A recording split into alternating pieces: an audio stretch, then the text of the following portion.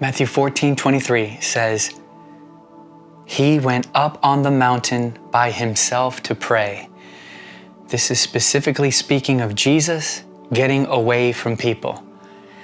As the mountains stand high above the plains, solitary communion with God will always tower over all earthly pleasures. It is important to note that when Jesus became flesh, when the Word became flesh, He became completely human. Though completely God, completely human. He lived His life dependent upon the Spirit, looking at the Father. This is called prayer, the enjoyment of heaven while on the earth. Jesus went up, meaning He chose this. It was His human choice.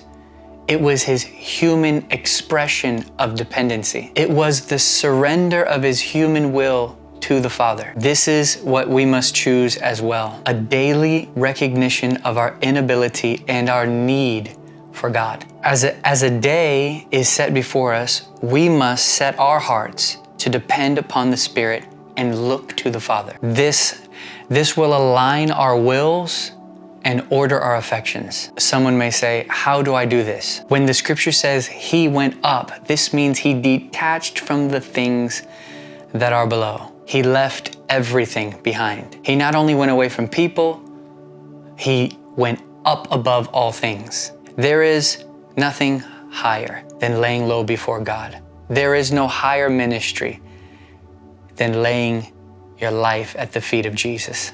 We will be inwardly disconnected from the things of this world as we put everything else behind us to give all of our attention to God.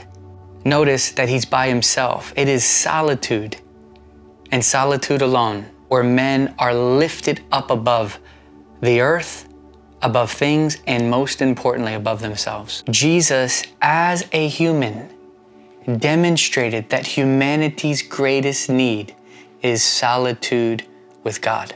A.W. Tozer once wrote, "Could there be anything more important than sitting silently before God every day?" This is one of my favorite quotes. The Son of God is revealing to us that this is what we have born into as sons of God, a life that separates itself unto God. Such a separation is our lifestyle now. Yet, such a lifestyle is only possible by choosing to actually come away from all people and every earthly thing to enjoy Him while on the earth.